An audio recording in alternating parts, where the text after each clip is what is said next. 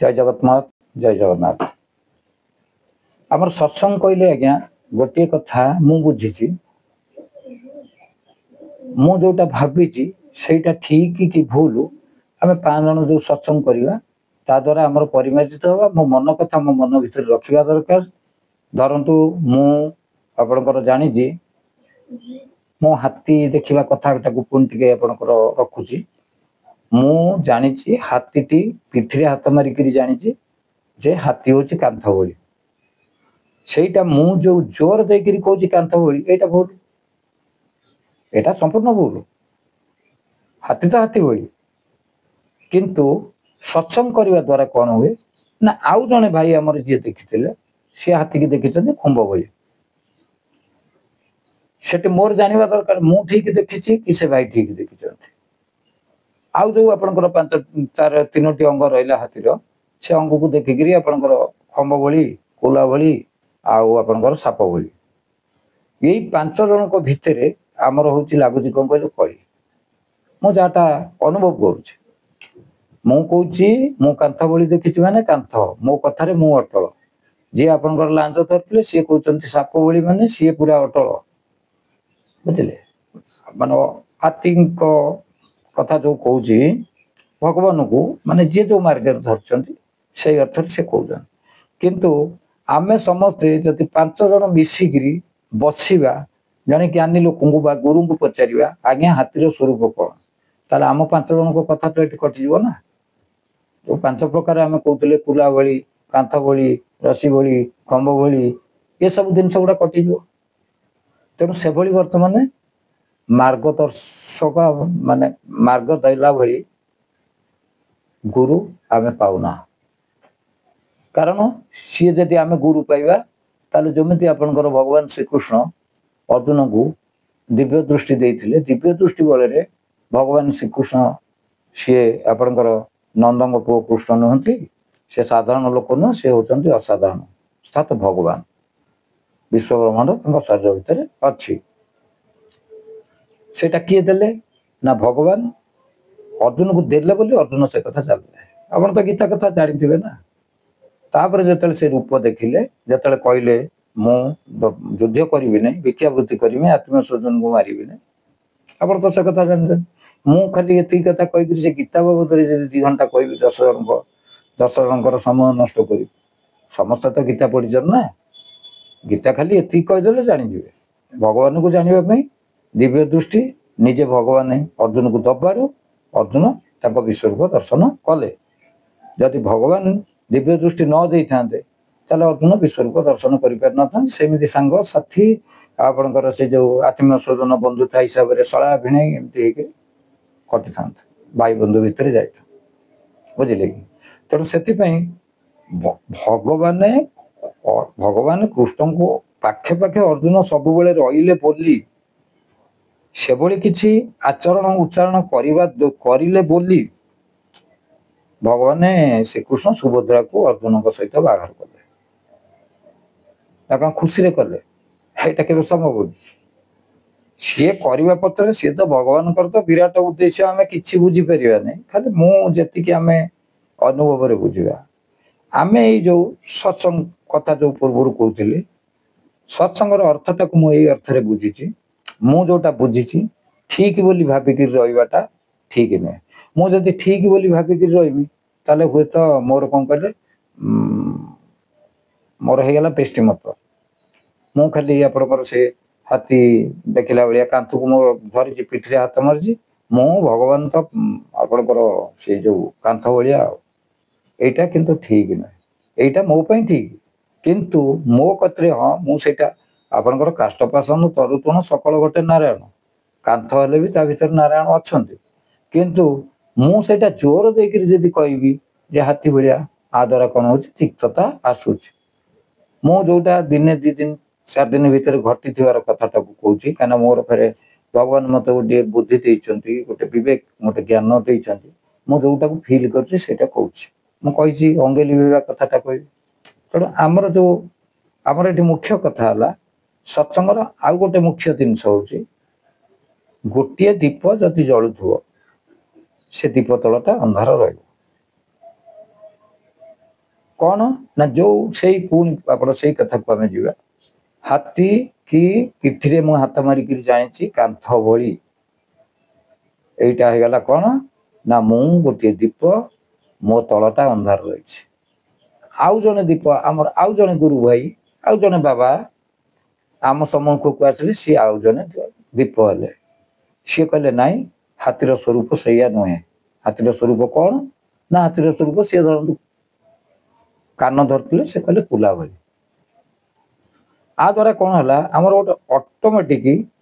आम टे द्वंद्व भी पड़े क्या मु मोर एकुटिया थी भल थी मुझे आउ जन भाई सी कहले कुला भाया ये मो चेतना विभ्राष्ट है द्वितीय कथा तृतीय व्यक्ति जी आसिले धरतु तीनोटी दीप आसीगला तीनोटी दीप जो जल कौन दीप तल अंधार रहा ना माने मु जो दीप जलुली मो आलोक रे आपण जो दीप जलुले आपण तल जो अंधार थिला सी आलोकित हवा संगे संगे आपण दीप जली मो दीप तलर अंधार दूरीभूत है सत्संगर मुख्य जिनसटा हूँ आम जिते जन बसवा जिते जन कथा हवा तार मार्गटा हूँ या मो जानवे आपण मान भावना कौन थी मुझे ता द्वारा कौन हम ना आम जो भ्रम भितर अच्छे आम भ्रमटा दूरीभूत हम केमी ना ये जो 5 प्रकार कथा हाथी देखा कथा जो कहली मुझे बारंबार कहूँ भल पाऊना से जो 5 प्रकार कथा जड़े गुरु आसिक जदि आमको कहे बाबा रे हाथीर स्वरूपटा या तमें कहीं एमती हो किंतु आमे जब से गुरु संधान आम पाई पारुना आम भितर आम जो भावना भितर थिले तो मु धरतु हाथी की कांथ भाया भाविक मु मोर थी भल थी भगवान जो नाम धरले भी आपणकर सी नाम कति जीव शब्द ब्रह्म अक्षर ब्रह्म से तो सबुथ भरपूर अच्छा ना किंतु आ द्वारा कौन है आम जो सत्संग करले सत्संग करने भितर ये जो तिक्तता आसला मु जोर देली कांथ भली आपण जी आसिले सी जोर देले कुला भली आउ जी आसिले जने जोर देले सी आपणकर साप भली आउ किए कहले खंभ भली यहीमिति आम भितर द्वंद्व लगिकी जोटा कि माने आम राति सारा अनिद्रा आमर गोटे गाँवली भाषा अच्छी मुगुरा गांडी मेला कौन ना बाप पुओ तो थिले गाँ सारा जाइए जगिले माछ धरियो बोली समस्ते माछ खाली जगिबा किए काले बजा नहीं जीवो कोठी बंध भांगी जीवो कि मुगुरा किए नहीं जीवो कि माछ अधिका हो गले आम काढ़िकी ओजार दबा आम ये चेतनार जाइए भाविले माने बसिले सब जगिले जड़े जगुले जन को 2 जन 2 जन 5 जन 10 जन जगिले सांग होई नबा सांग होइकरी जहाँ पड़ो जो माछ पड़ो ताको आम भाग कर समस्ते नबा एटा गोटे गाँवली कथा बुझिले किंतु आम मानकर एतिकी बुद्धि नहीं जे मुगुरार पछपटा बंधा जाए जमिति पछपटा बंधा जाए नहीं माने माछ एपटे पशुंट बाहरी पड़ुंट किंतु आमे जतिक जगुआरी अच्छे समस्ते कहते जे माछ अच्छी कि नहीं आम जानना आम भल कर जानूचे माछ पुड़े अच्छा किंतु प्रकृत में माछ ना कारण नांजटा बंधा है आमर जो वर्तमान देखु आप मु जो चेतनार तो कथा कहली मु जो चेतनार थी मु भल थी किंतु एठी जतले आपण मानक सांगरे जतले आमे सत्संग करले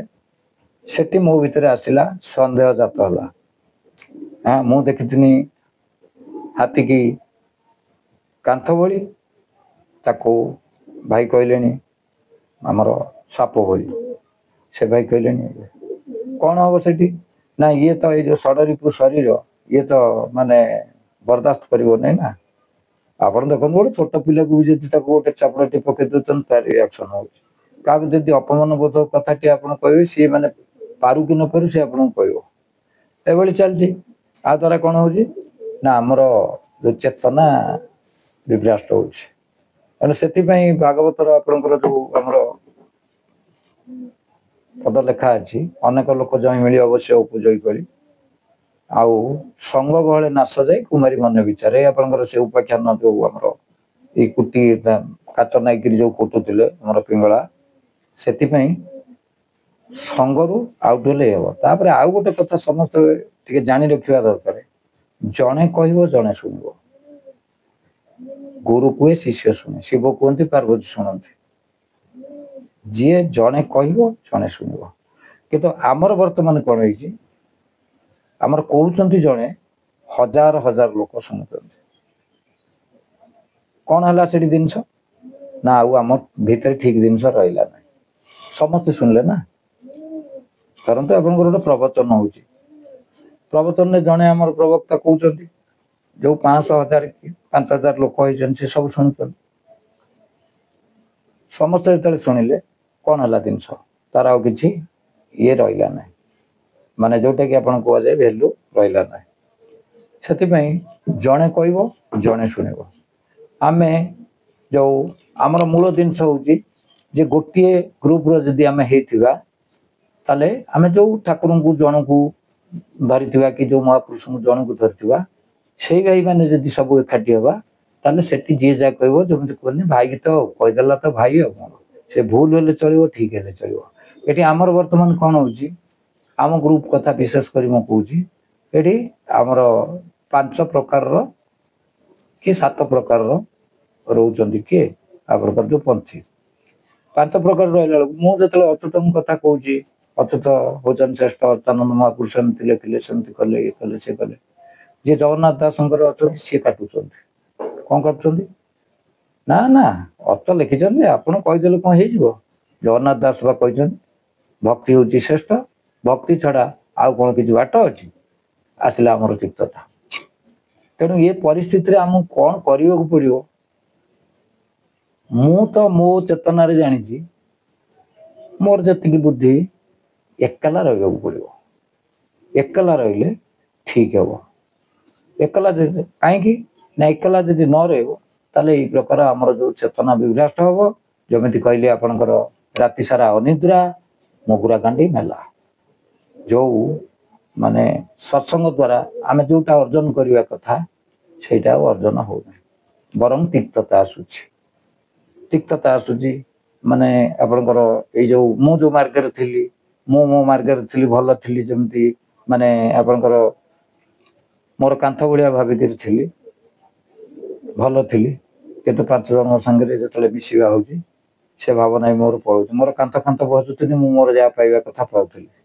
କାନ୍ଥକୁ ଭଗବାନ ଭଗବାନ କହି ହସୁଥିଲି, ମୁଁ ମୋର ଯାହା ପାଇବା କଥା ପାଉଥିଲି। ତା ଦ୍ୱାରା ବ୍ୟତିକ୍ରମ ହଉଛି। ଏଥିପାଇଁ ଆମକୁ ଟିକେ ସଚେତନ ହବାଟା ଦରକାର। ସଚେତନ ହବା କଣ, ଆମେ ନିଜକୁ ନିଜେ ଟିକେ ସଚେତନ ହବା ଦରକାର। ମୁଁ ଯୋଉ କଥା କୁହେ, ମୁଁ ତ ବ୍ୟକ୍ତିଗତ ହିସାବରେ କିଛି କହୁନାହିଁ, ମୁଁ ସମୂହ ପାଇଁ କହୁଛି। ତ କହୁଛି ମାନେ କଣ ଯେ ମୋ କଥା ମାନନ୍ତୁ, ସେ କଥା ତ ନୁହଁ। ମତେ ଯୋଉଟା ଦେଖା ଯାଉଛି କହୁଛି। ମୁଁ ଆପଣଙ୍କୁ କହିଛି, ଚ୍ୟାନେଲର ମୁଖ୍ୟ ଉଦ୍ଦେଶ୍ୟ ହଉଛି କିଛି ଟିକେ କହିବା, କିଏ ଗ୍ରହଣ କରନ୍ତୁ। ତାଳି ମାରିଲେ ଯେତିକି ଖୁସି, ଗାଳି ଦେଲେ ସେତିକି ଖୁସି। କିନ୍ତୁ ସାମ୍ନା ସାମ୍ନି ହେଲେ ମୁଁ ସିନା ମୁହଁରେ କହିଦେବି, ସାମ୍ନା ସାମ୍ନି କିଏ ଗାଳି ଦେଲେ ଛାଡି ହବନି। ସେଟା କସ୍ମିନ କାଳ ଭିତରେ ଛାଡି ହବନି। ସେଟା ଗୋଟେ ମାନେ ମୋ ଜନ୍ମର ଗୋଟେ ଲକ୍ଷ୍ୟ। ମୁଁ ଯଦି ଭୁଲ କରିବି କହିବି, ଭୁଲ କରିଲେ କହିବି, କିଛି ଅସୁବିଧା ନାହିଁ। ମୁଁ ଭୁଲ କରିଛି ମାନେ କହିବି, ମାନେ ମୁଁ କହିବି ଆଜ୍ଞା ମୋର ଭୁଲ ହେଇଛି। ମତେ ଯଦି କହିବେ ଥରେ ଭୁଲ ମାଗିବାକୁ, ମୁଁ 30 ଥର ଭୁଲ ମାଗିବି। ଆଉ ଏଇଭଳି ଟିକେ ଆମେ ଟିକେ ସଚେତନ ହେଲେ ଭଲ ହବ। ଜୟ ଜଗନ୍ନାଥ।